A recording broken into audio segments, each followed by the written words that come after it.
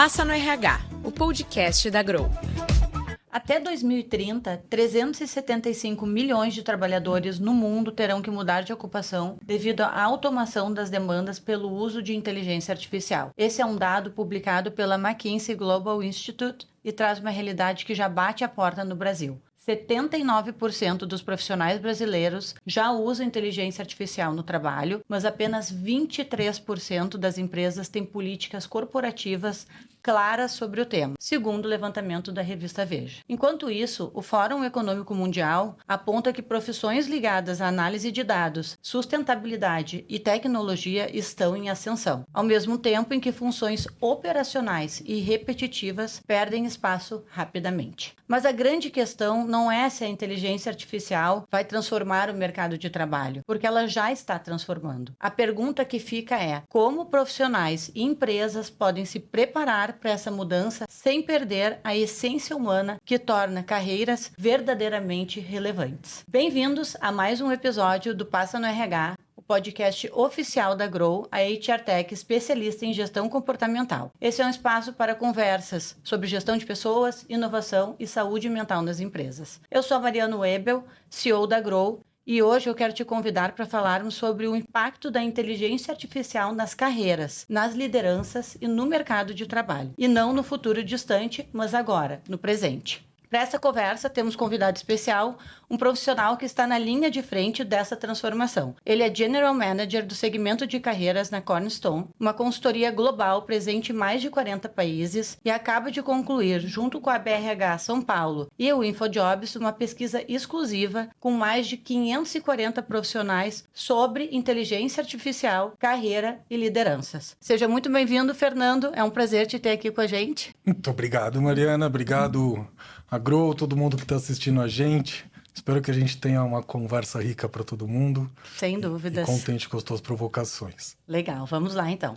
Antes da gente começar então a falar da pesquisa e o quanto que o tema nos provoca, nos contextualiza um pouquinho sobre a tua trajetória, né? Como que tu chegou até a Cornerstone e o que te levou a te especializar justamente nesse universo de carreira e de transições profissionais. Eu sou um RH de formação, trabalhei com o DHO, tanto na parte de talent quanto em recrutamento, muitos anos da minha carreira. E um dos indicadores que sempre eu gostei de estudar é o turnover. Acho que é um indicador muito importante para a companhia. E em algumas marcas e escolas que eu passei, esse indicador ele trazia claramente que um dos ofensores da cultura e da atração sempre era o off-board. Mas, em coincidência, a maioria das companhias no qual eu liderava não se tinha um processo de off-board desenhado. A gente falava de atração, a gente falava de desenvolvimento, mas quando a gente entrava na ruptura do processo, do final do ciclo, não se tinha uma política. Então, este vazio, entendendo que as carreiras elas estavam mudando muito com o avanço da tecnologia, das mudanças de mercado, das carreiras deixando de ser carreiras especialistas e indo para outros lugares, isso foi me fazendo perceber que diversos líderes traziam uma dor de pensar essas carreiras. Então, há 16 anos, eu já venho atuando, olhando diretamente o projeto de planejamento, transição, recolocação profissional. E isto me traz a uma consultoria global, que traz um projeto de pesquisa de ponta muito interessante, e que um dos ações que a gente faz é essa pesquisa que é o Acontece Carreira, que é pesquisar temas de carreira a cada ano e que possam trazer ali debates e levantamentos de estruturas de carreira e mudanças do mercado de trabalho. Legal.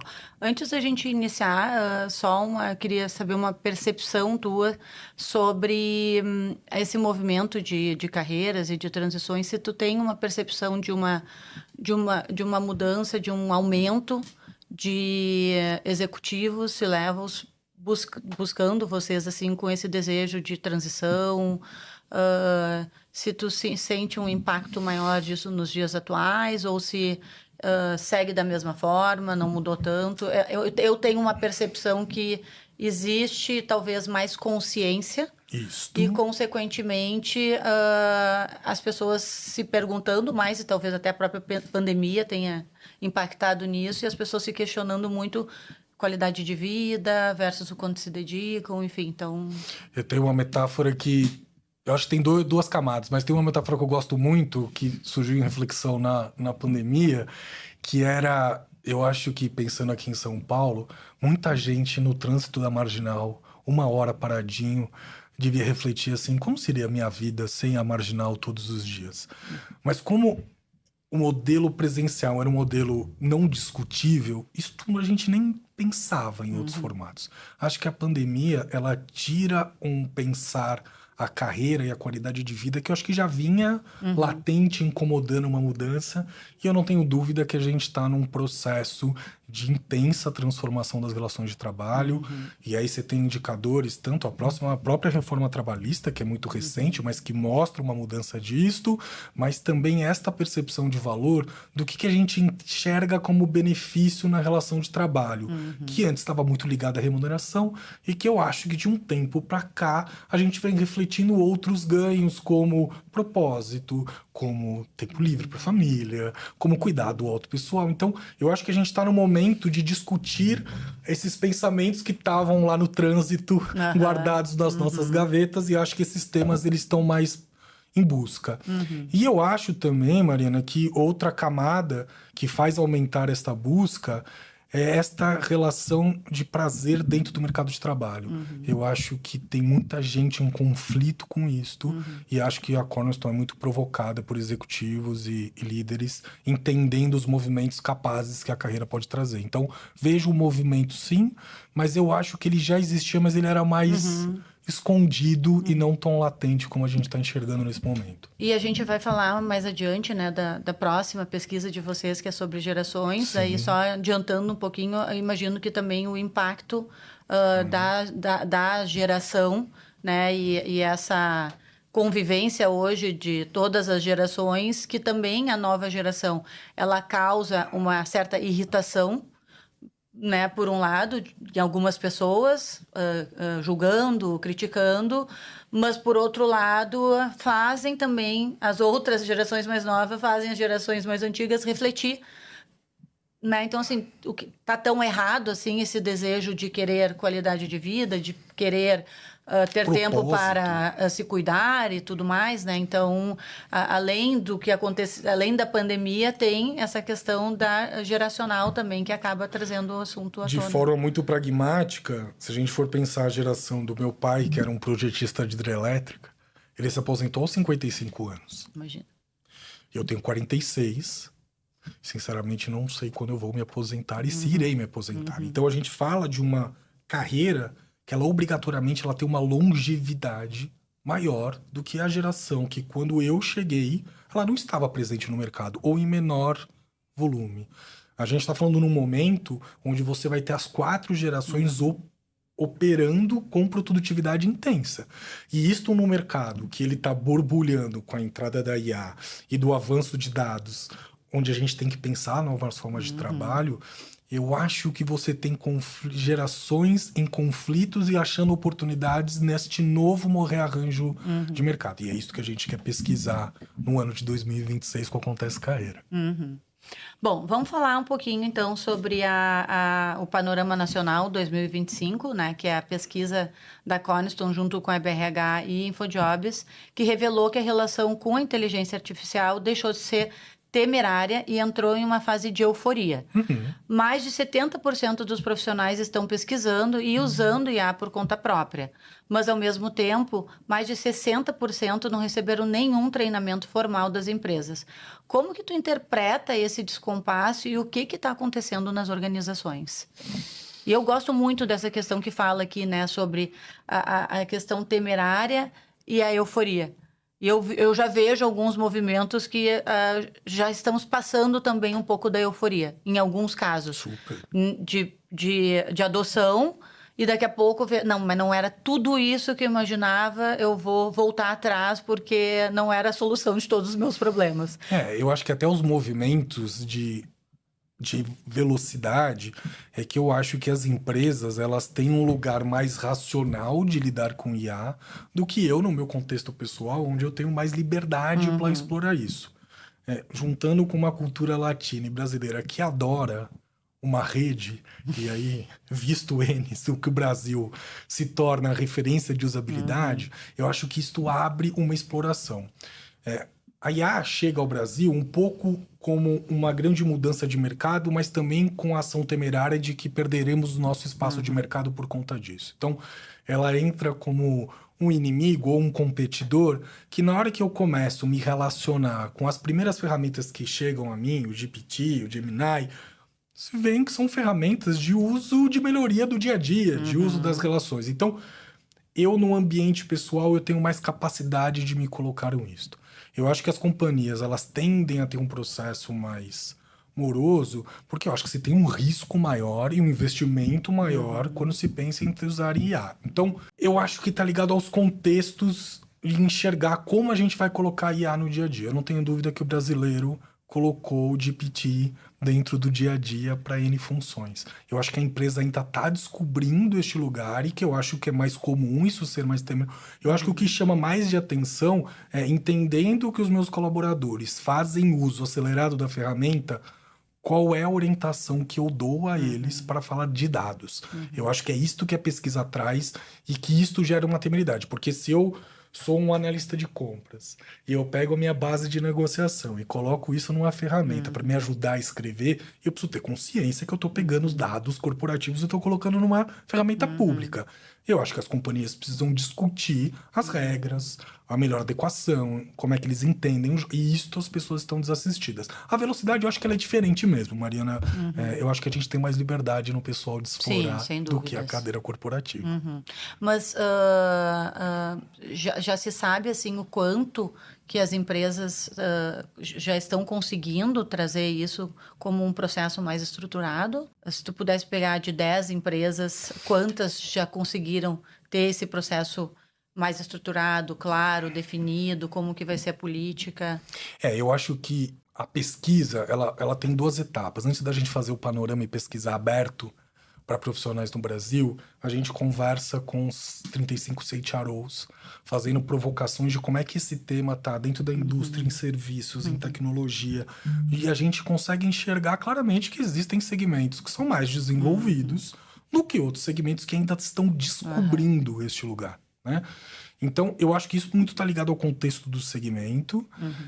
Acho que a gente precisa entender dentro de uma cultura brasileira que não é uma cultura de dados, é uma cultura de exploração. E aí, quando eu falo de dados, o IA, ele é potente, e a grande discussão de alguém vai tomar o meu lugar do trabalho não é por escrever melhor um texto, né? É porque no IA se pensa em 3 camadas. A IA exploratória, que aí os textos, são as imagens, e é onde o brasileiro está mais utilizando. Existe esse IA generativo que aprende com a gente a forma como eu pesquiso e estabelece relações de antecipação de informações para mim. E o agente de IA, que é aquele que entende o processo operacional e repetitivo, e ele é capaz de gerar uma ação que aí isto pode tirar o quadro de alguém. Eu acho que no Brasil, a gente ainda está nesse lugar exploratório. A gente ainda, tanto é que na pesquisa mostra que a grande usabilidade ela está dentro desta camada de Gemini e GPT, justamente porque as pessoas elas estão explorando e entendendo, mas a riqueza do IA está na extração e comportamento de dados. E isto, eu acho que a gente ainda tem muito a amadurecer. Né? Tanto pessoas quanto organizações. Pegando o gancho, então, né, que tu falou que o brasileiro é explorador por natureza, somos, como tu disse antes, também somos grandes usuários de plataformas digitais, mas a gente ainda não tem a cultura madura de dados, né, independente de IA, né, acho que já não existia, e na nossa área de recursos humanos, a gente é muito carente em relação a isso. Né? A gente, hoje, na Grow, a gente trabalha com assessment comportamental e sempre foi em cima de... E é até hoje em cima disso que a gente bate, assim, é conseguir trazer dados para tomada de decisão. Principalmente falando de comportamento, que é tão subjetivo. Então, assim, que grande disrupção a gente hoje poder medir, mas ainda é bastante difícil, de fato, as pessoas usarem a ferramenta, o assessment, com esse objetivo de dado para a tomada de decisão. E fora outras áreas do RH que a gente tem essa carência, né, de dados. Então, pegando só um pedacinho, né, do nosso pequeno mundo, que é a área de recursos humanos, que carece muito disso, mas, sem dúvidas, eu acho que isso é na empresa como um todo. Talvez algumas áreas isso um pouco mais maduro, se a gente for pensar na área de vendas, tecnologia, isso já está um pouquinho melhor, mas ainda acho que ainda é pouco em cima de tudo que dá para se fazer, em cima de tudo que ainda poderia, né, se ter de benefício se a gente conseguisse ter essa orientação, né, mais para dados. E aí, dentro dessa realidade, né, queria te perguntar como que esse perfil ele impacta a forma como a gente está lidando com a IA, né, e quais os riscos disso, assim. Então, porque antes da IA, é o que eu estava falando, a gente já não tem a maturidade de dados, daí vem a IA e aí, né, como que fica essa questão? Eu acho que esse é o grande ponto de provocação que a pesquisa traz e que a gente na Cornerstone vem debatido muito com os nossos clientes e parceiros. E até a primeira pergunta que eu faço para os CHROs na pesquisa é uma afirmação, e é o único lugar de consenso de todas as conversas, que eu afirmo que o skill de tecnologia e de dados, ele não é mais uma competência da área de tecnologia, e sim que todo profissional, não importa a cadeira que ele sente, ele precisa saber lidar com dados. É unânime. Todos os CHROs dizerem sim. É uma competência onde quem mais souber dados, mais saber lidará com competitividade de mercado, tomada de decisão. E quando a gente olha para isso no dia a dia, a gente percebe que tem áreas que ainda são muito imaturas neste lugar, né? Existem muitos processos de recursos humanos que ainda tomam decisões por percepção. Total. Né? Aí, falando até do meu mundo em Career Service, onde eu olho o processo demissional, eu vou desligar a Mariana, o Fernando e a Letícia. Qual é o critério de escolha que eu desligo o Fernando? Porque meu santo não bateu com esta pessoa. Não, o santo não bateu, não é dado, isso é um viés. Mas o quanto a gente ouve isso ainda no mercado, muito, né? Então, muito. É diferente de uma tomada de decisão onde eu preciso tomar uma decisão por produtividade, por ganho de performance, por um assessment de prontidão a um papel. E aí, dentro dessa necessidade, eu vou decidir pelo dado o que é melhor para a companhia.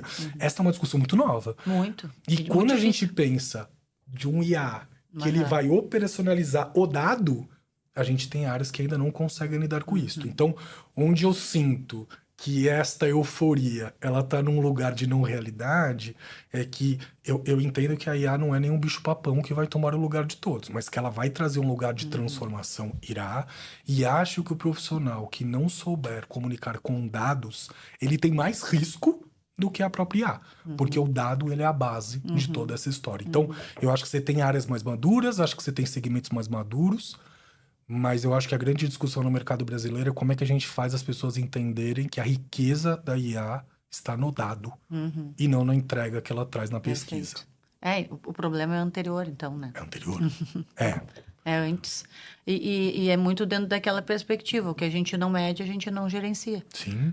E não por acaso, hoje, as pessoas vêm se atraindo muito, falando, né, na PF, na pessoa física, por conseguir medir as questões de saúde, né? Usam os anéis, usam assim, porque conseguem medir o sono, estão maravilhadas com essa possibilidade, né? Então, assim, fazendo isso muito para a questão de saúde, para a questão pessoal, é a mesma coisa que a gente está falando, só que levando isso para o corporativo. Eu tenho olhado muito o meu núcleo afetivo entrando no IA e eu entendendo esses comportamentos para pensar as minhas relações de trabalho.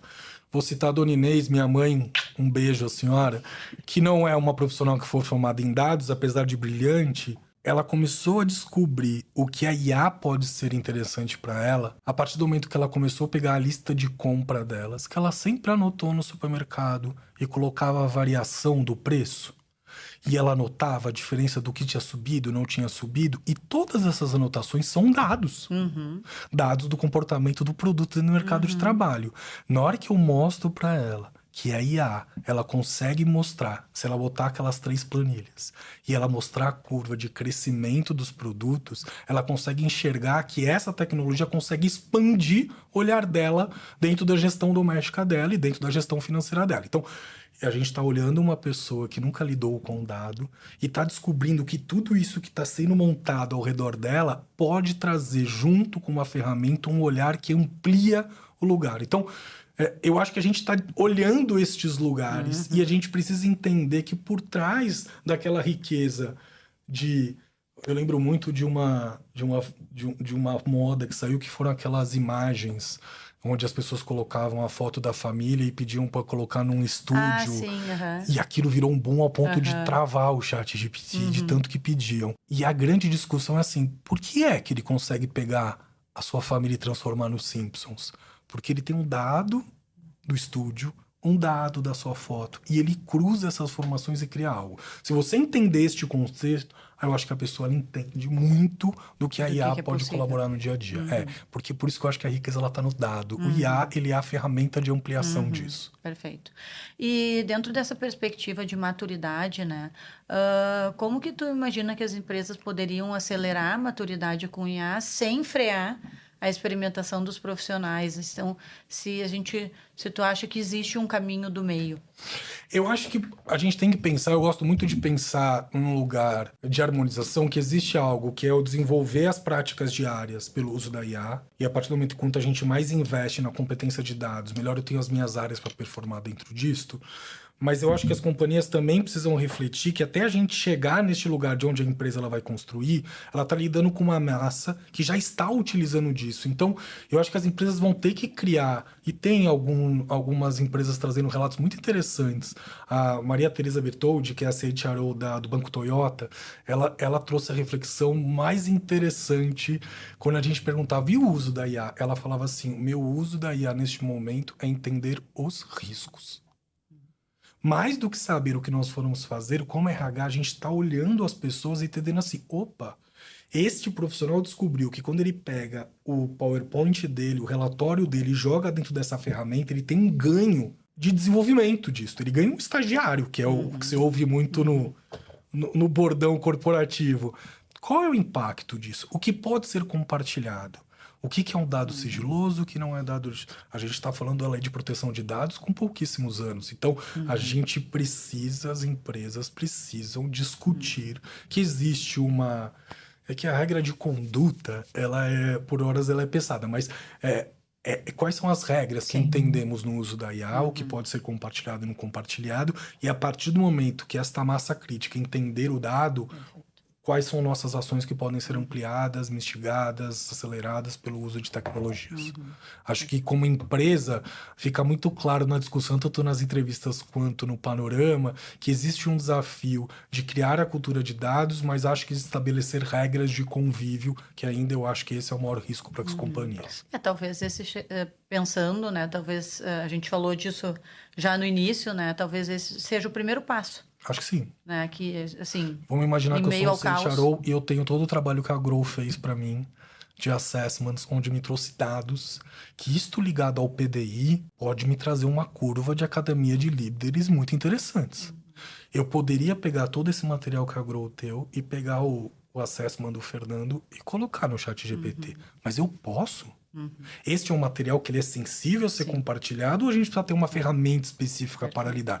Eu acho que é estes processos que as empresas precisam pensar no RH, na compras, na tecnologia, nas áreas que vão usando, como é que elas vão pensar as melhores práticas. Perfeito, e isso é um tema bem sensível mesmo, porque quando a gente está fechando com as empresas, a gente muitas vezes acaba perdendo bastante tempo nas questões de LGPD. Muito.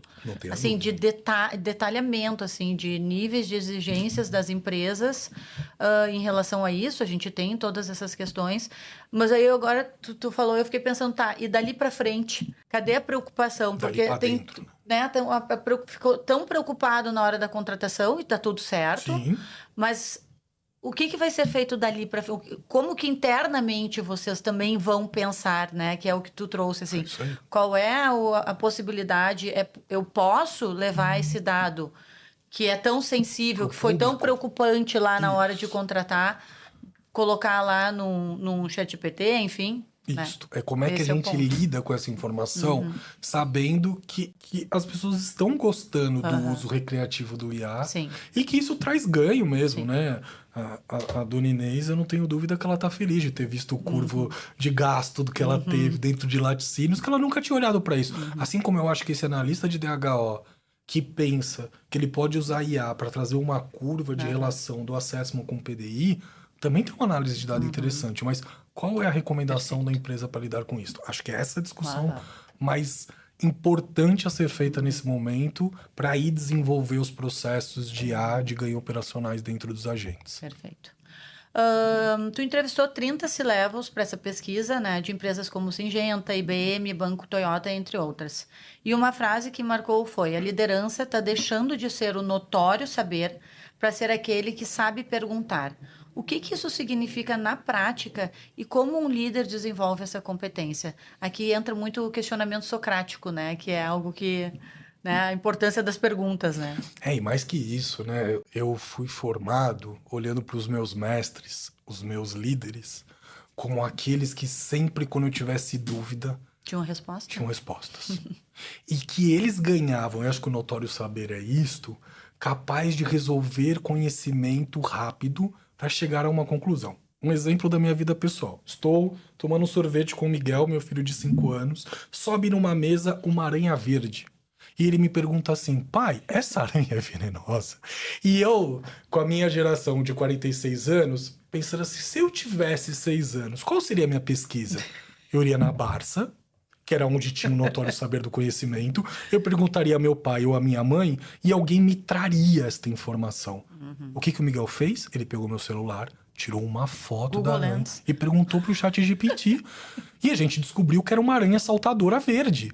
Então, hoje, o que os CHROs vão trazendo de problematização e até outros debates, quando você olha de projetos, a grande mudança da competência é que este profissional que vai fazer os processos se desenvolverem não é mais aquele que sabe, é aquele que sabe pesquisar. É aquele que pergunta qual é a riqueza de um IA, é um prompt. É você fazer a pergunta para o dado para ter uma exploração e uma amplitude do olhar disto. Então, saber pesquisar e explorar e ter uma vivência mais ampla e curiosa, isto é mais potente do que o notório saber. Porque hoje o Miguel não precisa mais da Barça. Ele tem uma ferramenta que traz o notório saber para ele. Então, os projetos que a gente ouvia de que eles, para irem para mercado, ou para eles rodarem, eles tinham que ter 100% de conhecimento, cada vez mais a gente vai rodar com 70% de conhecimento. E a gente vai descobrir isso na prática, provocando. Os CHROs, eles vão trazendo muito a competência do olhar infantil, do eterna curiosidade. O profissional que tiver o eterno visão de desenvolvimento contínuo, de aprendizado de longo prazo, lifelong learning, ele vai trazer um diferencial de mercado, porque ele vai estar o tempo todo pesquisando. Aquele que sentar no lugar do notório saber, ele tem chance de ser substituído, porque a gente tem outras ferramentas que trazem esse notório saber mais acesso. Eu não preciso mais do notório saber. Eu tenho outras ferramentas que aceleram esse processo. Então, esta mudança dentro de um perfil do que é liderar, que é provocar e instigar o comportamento reflexivo das equipes, é mais potente do que aquele vem à minha sala que eu te direi o que fazer. A solução. Eu acho que esta é uma mudança que esses executivos em grande discussão trazem muito claro que esta é uma mudança que nos próximos anos vai se tornar uma das grandes competências de mercado. E alguma pista, alguma dica de como desenvolver essa competência? Eu acho que a tecnologia ela pode trazer isto pra gente, que é pensar no seu dia a dia, o que eu posso melhorar o meu dia a dia por uma tecnologia.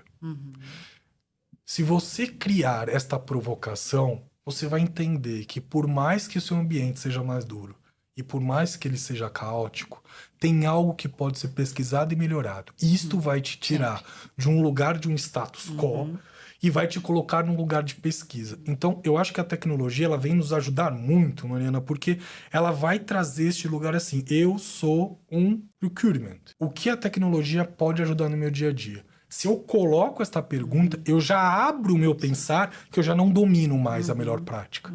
E que eu tenho que continuamente pesquisar, olhar para o mercado, para os meus concorrentes, para ir achar caminhos novos para as mesmas ações que eu faço. Então, eu acho que a gente precisa estimular nas áreas, nas mães, nos filhos, na comunidade como um todo, de que, pela primeira vez, eu acho que a gente vai experimentar a competência humana do pensar, do sentir, como o grande elemento de mercado, porque a tecnologia ela vai cumprir grande parte de uma ação operacional. É o nosso pensar, é a nossa reflexão que vai impulsionar o desenvolvimento das coisas. E aí, só fazendo um gancho, né? Tu falou nas mães, nos filhos, eu já me remeti para a questão educacional, né? Pensando em desenvolvimento de competência, se a gente puder desenvolver isso antes, melhor, Não tenha dúvida. né? Na infância. E eu fico muito preocupada com o sistema educacional atual, né? Eu vejo ele num descompasso gigantesco, né? Do que essa juventude vive fora de sala de aula e o que tem que viver dentro de sala de aula. E me preocupa, porque esse profissional, essas pessoas são os profissionais do futuro. E ali, agora, nesse momento que a gente deveria de estar estimulando, né, a questão da exploração, da curiosidade. Se a gente conseguir estimular desde cedo, melhor. Mas eu vejo uma deficiência muito grande, né, na educação de base.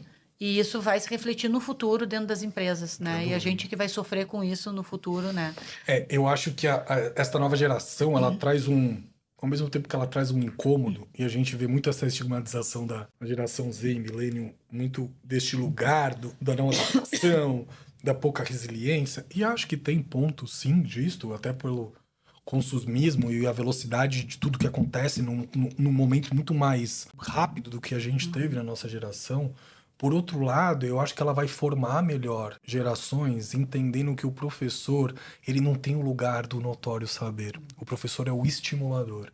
É aquele que permite a criança se interessar, pesquisar e ir além. Aquela educação que a gente aprendeu de entender a aula de matemática, a aula de geografia, a aula de história... Isso, na verdade, isso tudo está começando a virar uma coisa única, que na verdade é despertar a criança o interesse dentro daquilo. Então, eu acho que tanto a educação quanto o mercado de trabalho, a gente está neste momento de um grande caos. Eu digo muito isso no meu dia a dia para os executivos que a gente trabalha. Se você não percebeu que a gente está no meio de uma grande turbilhão de transformação, tem alguma coisa errada. A gente até estava num debate outro dia muito interessante sobre o IA, e o grupo que eu estava fez uma imagem do que representava o IA neste momento. E a imagem que o grupo fez era uma sala corporativa com 4 executivos de terno sentados e discutindo o IA não impactará tanto o nosso dia a dia. E fora da sala uma bola de demolição vindo, escrito IA. Tipo assim, já foi. Seremos demolidos nesse nosso pensar. E eu acho que todas as nossas estruturas serão afetadas. E eu não tenho dúvida que o modelo educacional precisará não só, né, os treinamentos. Eu acho que a gente vai ter que olhar tudo. Por uma outra perspectiva. Dentro dessa perspectiva que a gente estava falando das lideranças, né, e dessa mudança do notório saber para ser um eterno aprendiz e um questionador e saber fazer as perguntas, né? Como que tu vê que essa mudança impactando diretamente o RH, né? Obviamente, porque o perfil da liderança está mudando, os critérios de seleção, desenvolvimento, a gente estava falando agora sobre as questões de treinamento, de educação, as questões de promoção também vão precisar mudar. Como é que tu percebe o RH nessa transição? Pensando ainda que o RH, a priori, deveria, né, de ser o primeiro dentro de um contexto corporativo.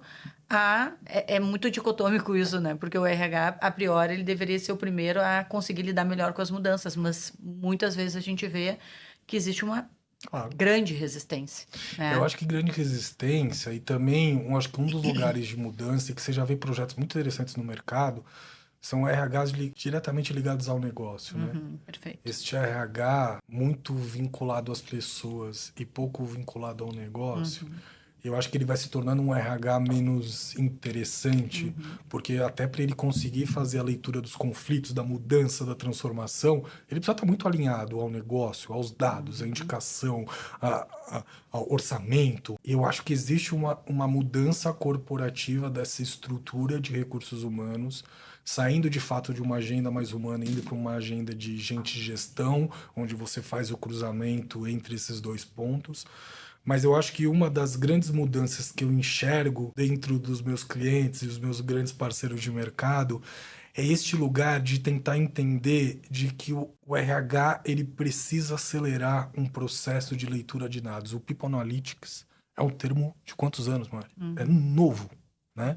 Então, assim, o mercado de RH, ele está se apropriando de um conhecimento até para ajudar as empresas a se desenvolverem. Então, nas conversas dessas que a gente gravou, você já consegue perceber que tem RHs que estão dentro da transformação do negócio, Perfeito. junto às áreas de transformação. Outros RHs que ainda estão orbitando e ainda lidando com a geração de conflito. Então, eu acho que quanto mais rápido esse RH estiver dentro dessa estrutura de discussão de transformação, eu acho que é o RH que tem mais chance de se reestruturar e ajudar as empresas no processo de transformação. Mas precisa entender que estão um pouco atrás nesta leitura de dados. E no início tu falou sobre segmento, né? Não sei, tu consegue dizer, tu dissesse que alguns segmentos já estão mais maduros, outros segmentos, saberia... Que segmentos que tu percebe que a área de RH já consegue estar mais madura? Eu acho que Ou é cultura da empresa? Eu acho que tem cultura, mas eu acho que está muito ligado ao impulso de negócio. Se você pensar que a tecnologia é hoje o impulsionador da transformação, eu acho que todos os segmentos que trazem a tecnologia ou o produto ou a operação pensando pelo viés de tecnologia, ela tem esse DNA mais desenvolvido e isso permite que o negócio acelere mais. Quando você olha indústrias mais tradicionais, você tem áreas que têm uma visão, se você pegar o Lean Manufacturing ele é uma visão de manufatura por nado, né? E que traz a melhoria contínua, o desenvolvimento, mas quando você olha para o núcleo industrial como um todo, ainda é uma organização e um segmento mais atrasado com essa pesquisa de ponta, talvez até do que a própria Grow. Então, assim, esses segmentos, e a gente fala muito isso lá na Cornerstone, na transição de carreira de executivos, que assim, eu quero ir para mercados que tenham tendências de transformação. Então, por que você está olhando esse segmento? Esse é um segmento que não traz este lugar de abertura. Então, eu acho que as empresas que têm, ou como core, ou como produto, a tecnologia, nos últimos anos como desenvolvimento, eu acho que elas tendem a se desenvolver mais rápido do que aquelas que vêm entendendo isto pelo mercado. Então, eu acho que este é um direcional que dentro da Cornerstone a gente vem olhando bastante. Até ontem eu estava assistindo um talk sobre marketing e performance, né? E no fim foi se falando muito de como que iniciava o processo de marketing e performance, todas as fases, né? E na fase final, que não é final, mas já madura, se falou muito de dados, né? E aí quem estava falando é o CEO da empresa. E ele estava dizendo que hoje na área de marketing e performance tem 15 pessoas olhando dados. Ele falou, até eu fico, gente, 15 pessoas, precisa tudo isso e eles estão querendo mais pessoas, porque é isso. É isso. Simples assim. Simples né? assim. Se resume a isso. Toda a estratégia de marketing e performance baseada em dados, para ver a performance, para saber aonde que está valendo a pena fazer investimento. Qual regional que acelera, qual o melhor produto que entra em determinado lugar, né? Assim, eu acho que isto que antes era perceptivo, né? Até a gente estava brincando no bastidor, a diferença do Sudeste para o Sul, e que isto ficava numa percepção rasa, assim, como é o comportamento de fato? Qual é o dado do uso do Fernando nesta região?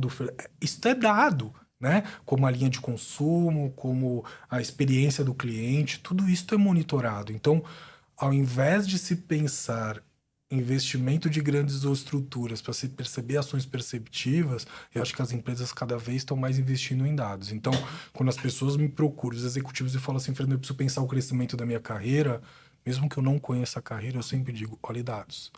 Olhe o dado no seu dia a dia. Você lida com o dado? Eu sou um jurídico, eu preciso saber lidar com dado? Claro. Qual é a porcentagem de contratos devolvidos? Qual é a performance dos escritórios na entrega dos serviços para você? Qual o seu SLA de resposta para cada um dos seus processos? Isso são dados.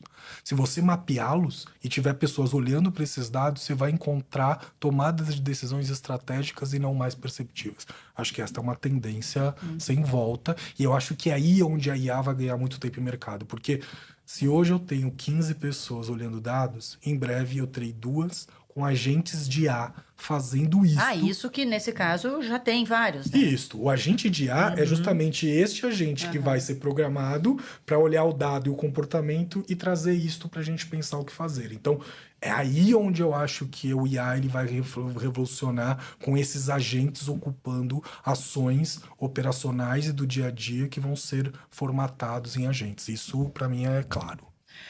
Uma curiosidade, né? Fazendo uma pergunta talvez um pouco fora, mas falando de carreira ainda. Em transição de carreira, ou até mesmo na escolha de carreira inicial, né? A gente sabe que a tendência é cada vez mais a gente vai ter várias carreiras ao longo da vida, né? Mas a gente tem que começar por algum lugar.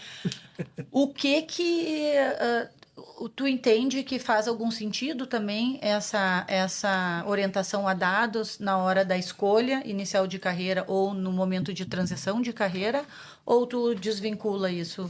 Não, eu acho que quando a gente prepara o executivo para lidar com o processo de reflexão de carreira, dentro da Cornerstone a gente traz muito uma visão de que pensar carreira não é procurar emprego, né? O lugar de prestação de serviço, que como você bem disse, hoje eu nem preciso ter uma companhia, eu posso prestar por mim mesmo, eu posso prestar a vários lugares, né? O meu pai, que foi projetista de elétrica, trabalhou 35 anos na Companhia Elétrica de São Paulo. Ele nem pensou que ele poderia, ser uma companhia que prestasse serviço a várias empresas que tenham gestão de obras em hidrelétricas. Hoje você tem gerações que têm uma visão mais ampla daquilo que podem atuar. Acho que o grande desafio de quem está em transição é mais do que entender o emprego que se tem, é o que eu quero buscar como gosto e quais são os projetos que combinam com isso que eu vou buscando. Eu sou uma pessoa de dados? Sou. Quais são os lugares que você tem mais pesquisa de dados? Bom, estou parando em 2025, estou saindo da Cornerstone, vou voltar para o RH e não tenho tanto dado. Será que vale a pena eu buscar empresas que estão numa pesquisa emergente de dado? Ou talvez seja melhor eu buscar uma empresa que ainda é compatível à minha curva de desenvolvimento? Então, eu sempre penso que a gente está num momento onde as pessoas precisam ter cada vez mais clareza do que elas querem buscar como carreira para entender do outro lado se o projeto ele é alinhado com aquilo que se busca. E no início de carreira, eu acho que se a juventude incomoda as gerações mais antigas, um dos lados é um pouco de inveja, porque eu acho que eles têm mais capacidade de explorar este lugar de escolha do que eu mesmo tive quando eu me formei. Hoje eu tenho dúvidas, Mari, se eu tivesse me formando hoje, se eu teria ido para psicologia ou se eu teria ido para marketing. Acho que eu teria ido para marketing, mas eu não fui formado a explorar. Eu fui formado a chegar no colegial e decidir o que eu queria fazer. Então, assim, humanas, pessoas, RH, psicologia. Acho que hoje se tem uma permissividade de se explorar mais e eu entendo que se tomam decisões mais prazerosas do que nossas gerações tomaram. Então, eu acho que quem está em transição precisa entender, a gente fala muito na Cornerstone que apesar de cuidar dos indivíduos, somos produtos. E como produto, não é todo lugar que compra, que a gente falou do dado, assim. Quem é que compra? Quem é que se interessa pelo teu perfil? Qual que é o projeto alinhado que você quer? A gente precisa saber fazer isto para que você seja protagonista da tua transição. Perfeito. Fernando, tu atende vários executivos se levam, né, no teu dia a dia.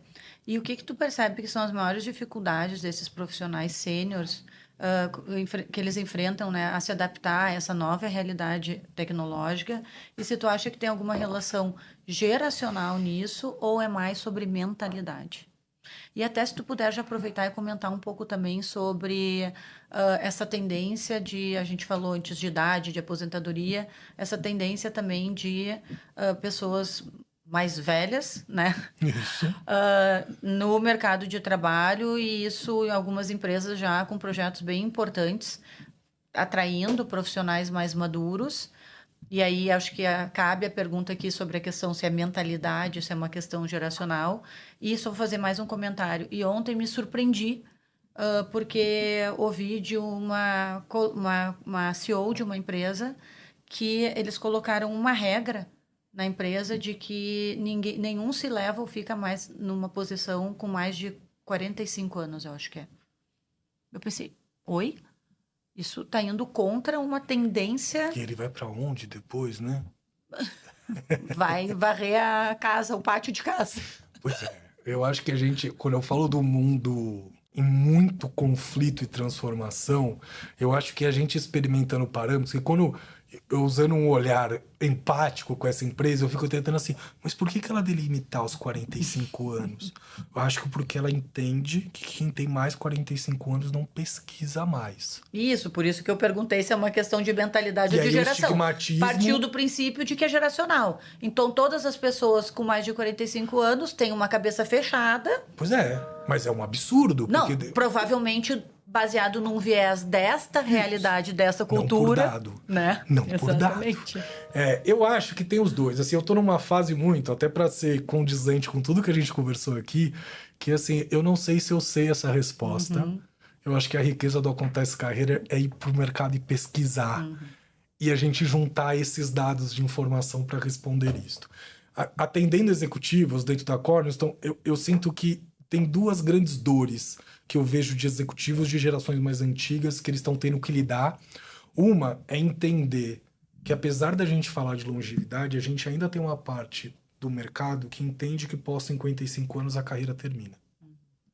Não é só essa empresa. Isso tudo, tem várias empresas que pensam. Então, eu preciso pensar a minha carreira além da minha cadeira corporativa.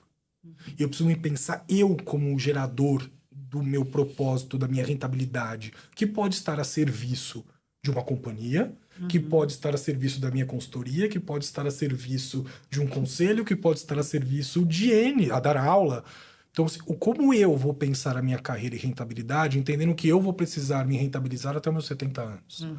Imaginar que o mercado corporativo ele vai resolver isto para mim, eu acho que é uma ilusão e que eu vejo muitos executivos chegando a esta idade sem pensar outros planos de empregabilidade e rentabilidade. E dentro da Cornerstone a gente discute muito este lugar de que se pensar carreira não é pensar o emprego, mas é pensar essa amplitude de rentabilidade. Mas eu não tenho dúvida que tem uma mudança comportamental, tanto para as empresas quanto para os profissionais. Eu lembro muito de um CFO, cliente nosso, que recebeu uma proposta e voltou indignado para a reunião comigo, falando assim, neguei a proposta. Eu, nossa, mas parecia ser tão bom. Porque você acredita que me disseram que eu, como CFO, ia ter que ficar com a área de recursos humanos e com a área de tecnologia? Neguei. E aí, na minha visão, era assim, nossa, que maravilha. Você vai ter uma visão mais sistêmica e vai deixar de ser tão especialista. Mas ele, que se enxerga como um CFO, que olha o financeiro e que entende do financeiro, ter tecnologia na mão dele não agrega valor, porque tira o core de carreira dele. E eu acho que a gente cada vez mais teremos carreiras mais plurais, mais sistêmicas, e que eu acho que as pessoas estão ainda entendendo que a área de especialidade tem uma palestra que me fugiu o nome da pessoa, mas ela me fez uma frase que eu fiquei 2 dias sem dormir de tanta provocação, que é: o especialista é aquele que sabe tudo de quase nada. O generalista é o que sabe de nada, de quase tudo. Muito legal. E que a geração futura de talento é o gênio criativo que vai ter que olhar para todos esses processos e entender que eu, como RH, eu preciso entender de marketing, eu preciso entender de tecnologia, eu preciso entender de negócios, eu preciso entender do organismo que eu estou vivenciando. Eu não posso mais olhar como RH, eu preciso olhar para dado. E o dado é o mesmo para todo mundo. Então, eu acho que esta é uma provocação que a gente vem trabalhando muito na Cornerstone e que tem sido uma provocação muito forte que a gente tem feito com os executivos, que é eles se tornarem donos desse plano de carreira dele e não a companhia que seria a dona de dizer os próximos passos, até porque a companhia pode terminar e você ainda tem mais 20 anos de carreira. Isso é um viés, talvez, que tenha ficado da história, né? Sim. Da história da humanidade. Sem dúvida. Onde, como tu mesmo trouxe o exemplo do teu pai, ficou 35 anos numa empresa e provavelmente, não sei se fez a formação dentro da empresa, mas antigamente as pessoas saiu contratado de dentro da universidade já pro primeiro emprego e tem dele. muitas pessoas que decidem o que vão, alguma formação decidiam pelo menos Sim. no passado, dentro do, eu vou fazer então engenharia porque eu estou nesta empresa aqui e para esta empresa fazer engenharia vai ser importante. Então, existe esse viés cultural que a gente traz essa história. Um conflito geracional vivido com o meu e o seu Manfredo foi que eu estagiei numa consultoria global, uma multinacional, e que na visão dele era assim, meu filho está encaminhado. Ele entrou e vai ficar num lugar 35 anos. E eu sempre amei a internet. E aquilo me brilhava os olhos. E eu, em determinado momento, recebi um convite para atuar num job site. Que era uma empresa pequena, ainda em desenvolvimento, ainda em transformação, que não se tornou o monstro que se tornou, e eu larguei e fui viver essa experiência. Para este profissional, que é um absurdo, mano. Eu tava cometendo um sacrilégio. Então, não me estimulava a pensar a minha competência em vários setores. Eu acho que é isso que as gerações elas vão gerando de oportunidade e de conflito. Eu acho que a geração dos C-Levels hoje está tendo que se abrir para pensar que o modelo de carreira que aprendemos, ele não vai mais precisar olhar, né? Esse gestor, que ele precisava de um HRBP embaixo dele para ajudar com a equipe, porque ele não sabia comunicar, ele vai perder competitividade de mercado, porque o soft skill ele é muito mais importante ou tem muito mais relevância do que o hard skill hoje, que você tem ferramentas que podem trazer o conhecimento. Sim, fica a dica. Fernando, o próximo tema do Acontece Carreira, a gente já deu um spoiler aqui, né, da Cornerstone, vai ser sobre as gerações. Sim. E pela primeira vez na história, conforme a gente já falou também, a gente tem 4 gerações juntas atuando no mercado, né? Sim. O caos, como tu disse. Não só de IA, mas esse caos também. Sim. E como que a IA impacta de forma diferente para cada uma dessas gerações e como que as empresas podem criar pontes entre elas? Eu acho que esse é uma das grandes que a gente está muito curioso nas pesquisas. Tu sabe sua resposta, diz que tu sabe. Eu tenho hipóteses. Então vamos. Mas eu acho que a IA, ela, ao mesmo tempo que ela pode ser um lugar de afastamento, porque a gente vai ter olhar e vai ter maturidades para lidar com essa transformação de lugares muito diferentes, né? Mas, ao mesmo tempo, se as companhias conseguirem criar estratégias, a IA e o dado pode ser o bem comum para unir as gerações. Porque quando a gente fala de dado, é dado. Não existe... É 0 ou 1. Quanto a Grow cresceu no Sudeste? Se eu, geração Baby Boomer, olhar para você como geração Millennium para o mesmo dado, nós vamos ter olhares diferentes, perspectivas diferentes sobre o mesmo dado. Isso pode ser muito rico. Então, a IA, ela pode, com a maturidade do dado, trazer essa pluralidade para o processo de discussão, que isto eu acho que é a maior riqueza geracional. Se a gente focar na mudança de mercado para disputar quem lida melhor com o dado, isto vai trazer conflito, porque a gente vai ter escolas e vivências diferentes dentro da mesma experiência. Então, eu acho que aí onde a IA... Eu tô curioso, isso é uma hipótese, que é onde eu quero criar os meus prompts e pesquisar com essas entrevistas. E a gente tem gente muito bacana de muito segmento diferente pra gente entender com esses CHROs o que eles pensam e depois a gente abrir para o público, para eles dizerem como é que eles estão enxergando isso no dia a dia, se eles enxergam isso, como é que eles lidam com essa questão, para depois a gente poder fazer um debate maior. Muito legal. E aí entra muito a questão da competência humana mesmo, né? Sem dúvida. Aí é a parte humana, né? Que é, inclusive, a próxima pergunta que eu vou te fazer, que é uma frase que abre a pesquisa, diz que a tecnologia deve estar a serviço das pessoas e não o contrário. Né? Então, considerando tudo que a gente já conversou, como garantir que a IA seja realmente uma aliada do desenvolvimento humano e não uma ameaça? Né? Que eu acho que um pouco tu trouxe essa questão, que não é para ficar tendo essa disputa entre gerações, mas a riqueza vai estar no diálogo que ela vai permitir, que ela vai abrir. E aí entra a questão do humano. Né? Então... Eu acho que a gente vai ter... Tem uma provocação que a Alina Sanches, que é a nossa sócia da Colômbia, fez uma provocação este ano, que é os dados matam relatos e os relatos matam dados. E que eu acho que a gente tem a possibilidade, Mariana, de viver o humano em grande potência. Porque se nós formos disputar conhecimento com o ChatGPT, eu teria perdido na corrida pro Miguel. Até eu ler a Barça, para entender que aquela aranha saltadora era uma aranha saltadora, o ChatGPT já tinha me dominado. Mas o fato de eu poder ser empático com o Miguel, entrar no mundo dele, explorar a aranha, entender a curiosidade, instrumentalizar ele, isto me coloca no lugar como pai muito potente. Então, eu acho que o lugar que a gente vai viver nas organizações é o humano cada vez ganhando mais evidência. Por isso que a gente tem ouvido muito que o soft skill torna-se um processo, e por isso que eu acho que a Grow é tão importante no mercado, porque a gente vai conseguir olhar por dado quais são as pessoas que têm competências comportamentais maduras em estados de prontidão para ajudar os dados a se desenvolverem. Quem não tem, precisa olhar para isso com mais cuidado. Se você não se comunica, se você não tem uma boa escuta, se você não tem um olhar empático, se você não consegue ser afetivo, se você não consegue ser afetuoso, isto vai impactar o teu dia. E aí é onde o humano vai brilhar. Então, eu acho que se a gente conseguir desenvolver nossa visão de dados, eu acho que o humano vai ganhar mais força e esta pode ser uma aliança muito interessante com o IA. E acho que este é o lado que me causa euforia, porque eu sempre gostei de trabalhar com gente competente. Isso me faz crescer. E o IA traz umas reflexões muito bacanas, que acho que podem trazer pensares novos que talvez a gente não tenha pensado ainda. O meu filho... Engraçado, porque as pessoas dizem que a gente vai deixar de pensar, né? Pois é, que vai desumanizar o mundo. E eu acho o contrário, eu acho que ele vai humanizar o mundo. Eu acho que o valor humano ele ganha mais. Eu e a Ana, minha esposa, a gente tem muito uma preocupação com as telas, com os meninos, com o Gabriel e Miguel. Não podemos entrar que a tela domine a convivência da família. Então, nós somos uma família de leitores.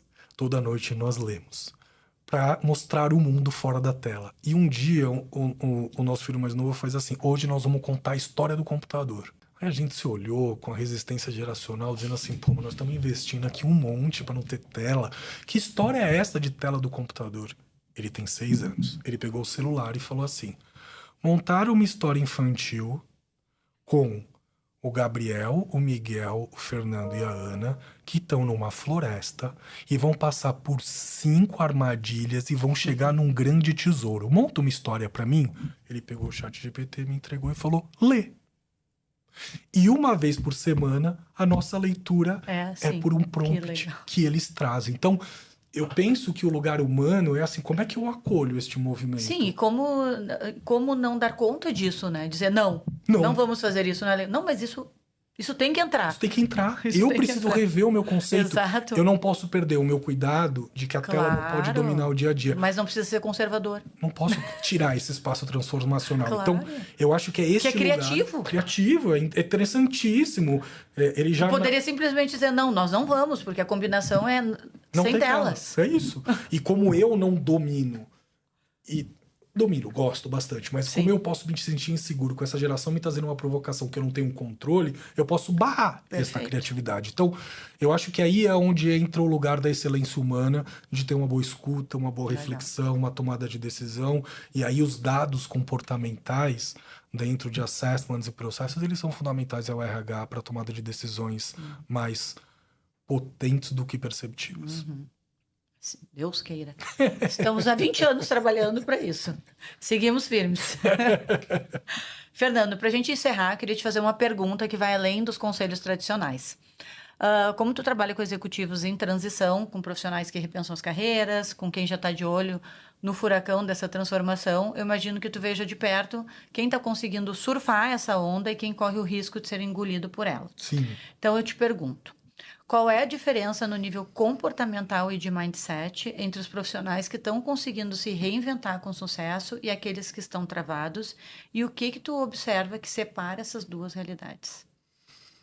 Eu acho que o ponto principal é o grau de consciência que eu tenho do meu propósito de carreira. Eu sou um profissional que sou psicólogo, formado para trabalhar com recursos humanos, e hoje sou um general manager que cada vez lido mais com negócios e marketing. Mas eu não tiro a essência de onde eu vim e conforme eu penso. Meu propósito é trabalhar com pessoas e desenvolvimento das organizações num outro lugar. Os profissionais que conseguem ter mais consciência do que buscam, eles têm mais capacidade de discutir com o mercado planos e projetos que são alinhados ao futuro. E não simplesmente a carreira ir acontecendo por planos de carreiras desenvolvidos por companhias. Os profissionais que melhor eu enxergo performance são aqueles que têm esta consciência e este protagonismo de ir atrás e provocar o mercado. E sem dúvida nenhuma, Mariana, este lugar do soft skill como uma habilidade, né? Pensa que dentro da Cornerstone a gente está em modelo híbrido.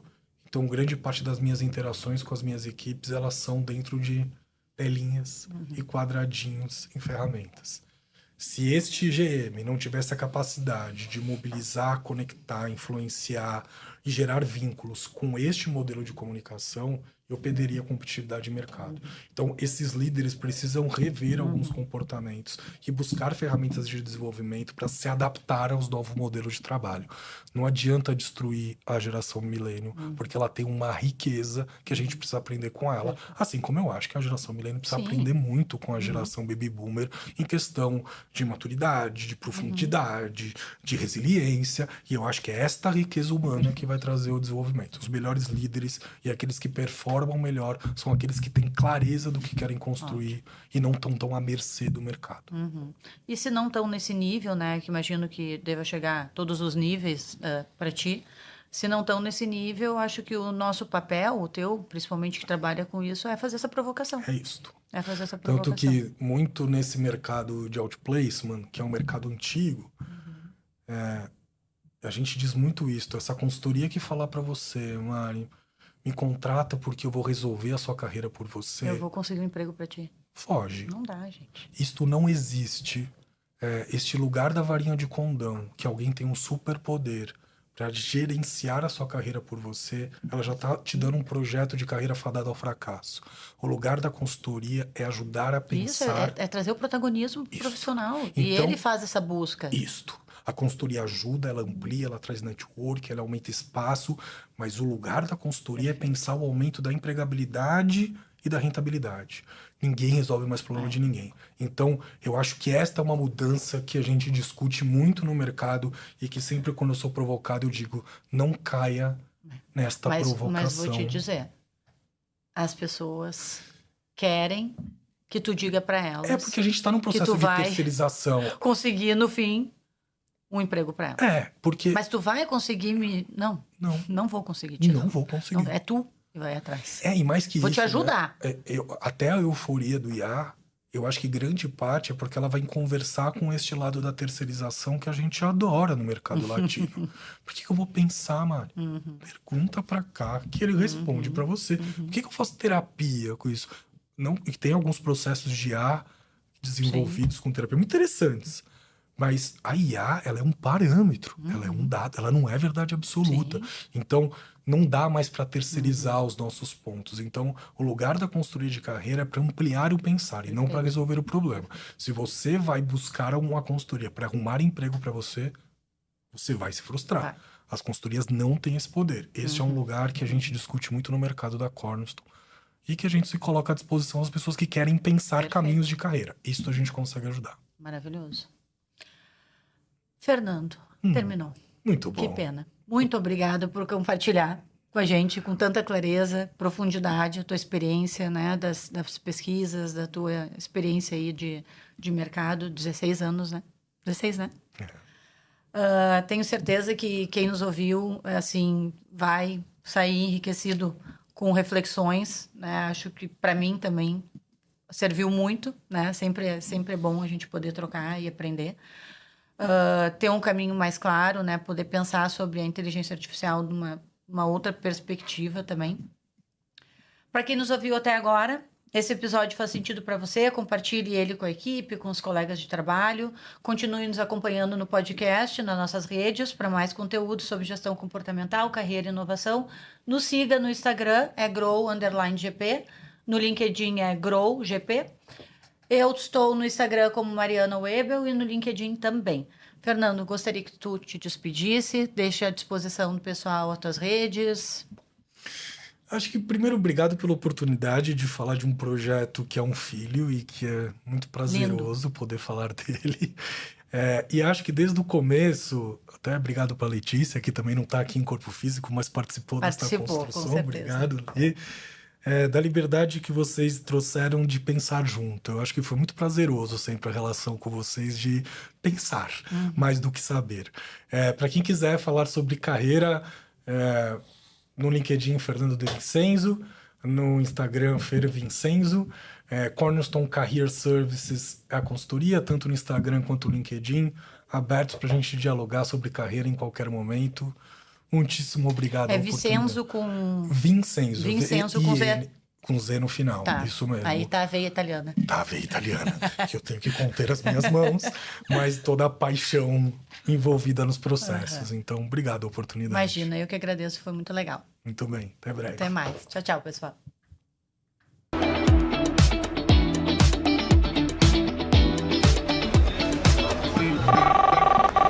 Passa no RH, o podcast da Grow.